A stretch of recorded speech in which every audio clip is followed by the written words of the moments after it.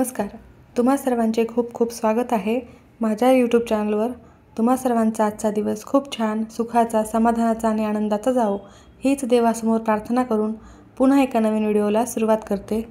25 जुलैपासून पवित्र श्रावण महिन्याची सुरुवात झालेली आहे आणि येत्या 4 ऑगस्टला दुसरा श्रावण सोमवार आलेला आहे. श्रावण महिना अतिशय पवित्र आणि शुद्ध मानला जातो.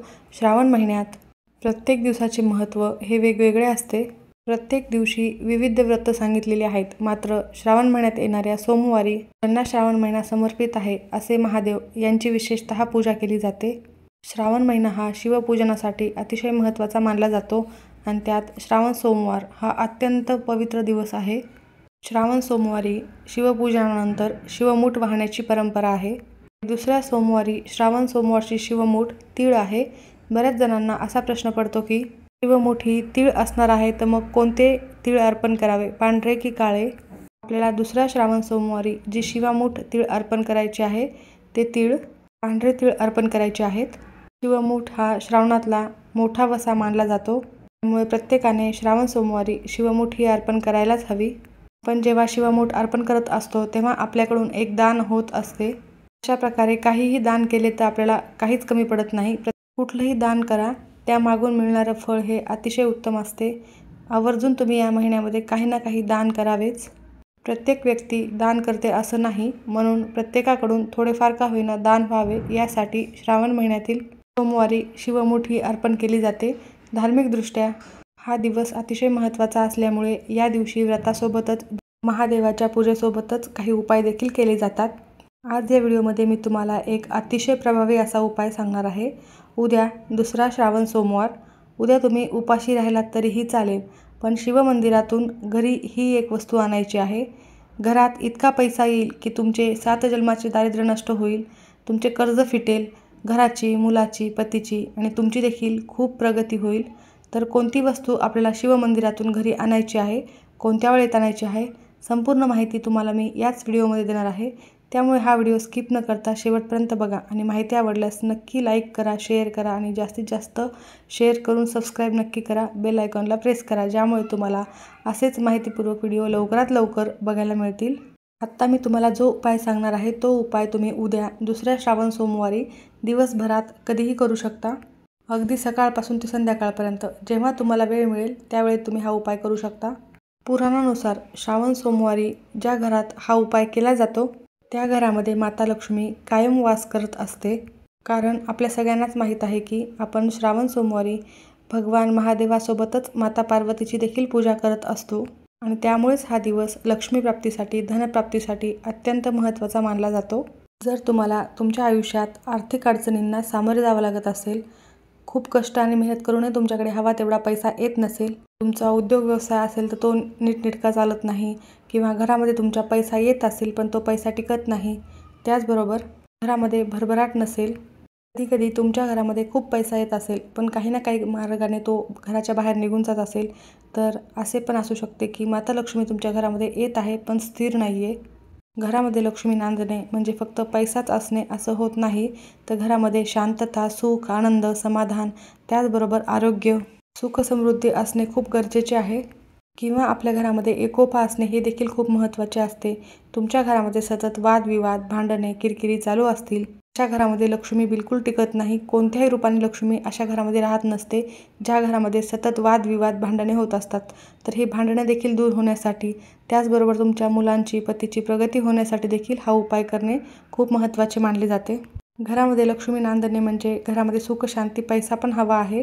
घरातील वातावरण हे लक्ष्मी नांदण्यासाठी अनुकूल असणे खूप महत्त्वाचे आहे. म्हणूनच तुम्हाला हा महत्त्वाचा उपाय करायचा आहे. हा उपाय आपण श्रावण महिन्यातील सोमवारीच करू शकतो.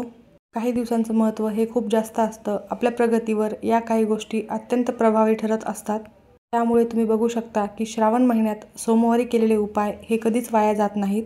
त्यामुळे तुम्ही अशा पवित्र दिवशी काही खास उपाय जर केले तर तुमच्या आयुष्यात सकारात्मक बदल झालेला तुम्हाला नक्कीच दिसेल. हा उपाय करण्यासाठी तुम्हाला उद्या दुसरा श्रावण सोमवार आहे, तर सकाळी लवकर उठायचे आहेत, स्वच्छ स्नान करायचे आहे. स्नानाच्या पाण्यामध्ये थोडेसे कच्चे दूध टाकू शकता. त्यानंतर तुम्हाला तुमच्या देवघरातील देवांची विधिवत पूजा करून घ्यायची आहे. शिवशंकराची पूजा करायची आहे। शिवशंकराला तुम्ही जल अभिषेक करू शकता किंवा दुधाने अभिषेक करू शकता। मंत्र जप साधना करायची आहे। ओम नमः शिवाय हा मंत्र सतत चालू ठेवायचा आहे। त्याचबरोबर श्रावण सोमवारी शिवलीलामृताचे पठण करायला विशेष महत्त्व आहे। विशेषतः शिवलीलामृताचा 11वा अध्याय वाचल्याने तुम्हाला रुद्र केल्याचे पुण्य मिळते। तर 11वा अध्याय सविस्तर ओवीसह मी या व्हिडिओमध्ये तुम्हाला नक्की देईल। माझ्या चॅनलवर जाऊन देखील तुम्ही बघू शकता। मोनिका कुलकर्णी या चॅनलला भेट देऊन त्यामध्ये तुम्ही नक्की बघा।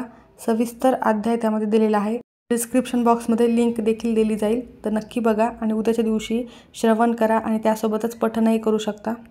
तुम्हाला महादेवासमोर आणि तुमच्या घरातील देवतांसमोर धूप दीप लावून वातावरण प्रसन्न करायचे आहे व त्यानंतर हा उपाय करायला सुरुवात करायची आहे। उपाय करण्यासाठी तुम्हाला एक तांब्याचा कलश घ्यायचा आहे। कलशामध्ये स्वच्छ पिण्याचे पाणी भरायचे आहे।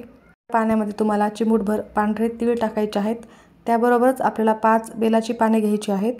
ज्या पानाला 3 दल किंवा 5 दल असतात अशाच प्रकारची तुम्हाला बेलाची पान घ्यायची आहेत। बेलाची पाने घेताना चांगली घ्यायची आहेत। कुठेही तुटलेली फाटलेली किंवा किडलेली पाने घेऊ नका। यासोबतच आपल्याला एक बेलाचे फळ देखील घ्यायचे आहेत। त्यानंतर या सर्व वस्तू घेऊन तुम्हाला महादेवाच्या मंदिरात जायचं आहे। तिथे गेल्यावर सर्वप्रथम तुम्हाला शिवलिंगावरती जल अर्पण करायचं आहे। त्यासाठी तुम्हाला उत्तरेकडे तोंड करून बसायचं आहे। शिवलिंगावर जल अर्पण करून झाल्यानंतर बेलाची पाने आणि ती 5 बेलाची पाने आपल्याकडे देठ येईल अशा पद्धतीने शिवलिंगावर अर्पण करायची आहेत। आणि जे बेलफळ आपण सोबत आणलेलं आहे ते उजव्या हातामध्ये घेऊन 11 वेळा महामृत्युंजय मंत्राचा जप करायचा आहे आणि 11 वेळा ओम नमः शिवाय या मंत्राचा जप करायचा आहे। त्यानंतर हे बेलाचे फळ शिवलिंगावर अर्पण करायचं आहे। दोन्ही हात जोडून आपल्याला ज्या काही आपल्या आयुष्यात अडचणी आहेत त्या महादेवासमोर सांगायच्या आहेत। सर्व अडचणी दूर व्हावे यासाठी प्रार्थना करायची आहे। त्याचबरोबर तुमची कोणतीही इच्छा असेल, कठीणातली कठीण इच्छा असेल, खूप दिवस झाले ती इच्छा पूर्ण होत नाही आहे, तर ती देखील तुम्ही इथं शिवलिंगासमोर म्हणायची आहे। आणि त्यानंतर तुम्ही जे शिवलिंगावरती बेलफळ अर्पण केलेलं आहे ते तिथून उचलून घ्यायचे आहे। ते बेलफळ तुम्हाला तुमच्या घरी घेऊन यायचे आहे। घरी आणल्यानंतरनं अशा ठिकाणी ते बेलफळ ठेवायचे आहे जिथे कोणीही हात लावणार नाही। आता हे बेलफळ किती दिवस ठेवायचं आहे, तर जोपर्यंत श्रावण महिना सुरू आहे तोपर्यंत हे फळ आपल्याला आपल्या घरामध्ये ठेवायचं आहे। श्रावण महिना संपल्यानंतर हे बेलफळ तुम्हाला वाहत्या पाण्यामध्ये विसर्जित करायचे आहे। जोपर्यंत आपण हे बेलफळ शिवलिंगावर अर्पण करत नाही तोपर्यंत एक ते साधारण बेलफळ असते, परंतु जेव्हा हे बेलफळ आपण शिवलिंगावर अर्पण करत असतो त्यानंतर ते बेलफळ अभिमंत्रित होत असते। फळामध्ये एक सकारात्मक ऊर्जा आलेली असते। भगवान शिवशंकराचा आशीर्वाद त्यामध्ये असतो। जेव्हा असे बेलफळ आपण शिवलिंगावरून घरी आणतो तेव्हा आपल्या घरातील वास्तुदोष, नजरबाधा, नजरदोष, पितृदोष घरातून निघून जातो। तसेच घरातील भांडणे, क्लेश, मतभेद यासारख्या सर्व समस्या दूर होतात। घरामध्ये सकारात्मकता निर्माण होते। बेलफळ हे अतिशय पवित्र फळ मानले जाते। ऋग्वेदामध्ये लक्ष्मी म्हणजे संपत्ती समृद्धीचे निवासस्थान मानले जाते। आणि जेव्हा अशा प्रकारे उपाय करून आपण हे बेलफळ घरी आणतो तेव्हा आपल्या घरातील सर्व दरिद्रता निघून जाते।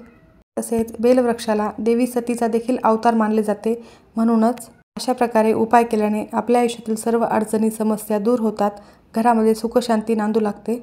ज्या ठिकाणी बेलाचे झाड असते त्या जागेला तीर्थक्षेत्राप्रमाणे पवित्र मानले जाते आणि या झाडासंबंधित आपण काही उपाय केले तर आपल्याला अक्षय पुण्याची प्राप्ती होते। म्हणूनच आपल्याला हा उपाय दुसऱ्या श्रावण सोमवारी आवर्जून करायचा आहे। जर काही कारणास्तव तुम्हाला हा उपाय दुसऱ्या श्रावण सोमवारी करणे शक्य नाही झाल्यास तर तुम्ही इतर कोणत्याही श्रावण सोमवारी हा उपाय करू शकता, काही हरकत नाही। अतिशय प्रभावी आणि सात्विक असा उपाय आहे। हा उपाय केल्याने त्याचे तुम्हाला 100% फळ मिळेलच। त्याचबरोबर या दिवशी शिवामूठ तीळ आहे, म्हणून तुम्हाला 21 तीळ उजव्या हातामध्ये घ्यायचे आहेत। एक एक करून तीळ तुम्हाला शिवलिंगावर अर्पण करायचं आहे व एक तीळ अर्पण करताना ओम नमः शिवाय असा मंत्राचा जप करायचा आहे। आपली जी इच्छित मनोकामना आहे ती तिथे व्यक्त करायची आहे। असे म्हटले जाते की 21 तिळांचा अत्यंत प्रभावी असा उपाय जर आपण उद्या श्रावण सोमवारी केला तर आपल्या सर्व मनोकामना पूर्ण होतात। तर हा एक उपाय देखील तुम्ही आवर्जून कराच। दोन्ही उपाय अत्यंत प्रभावी आहेत। दोन्ही उपाय तुम्ही उद्या श्रावण सोमवारी आवर्जून करा। धन्यवाद।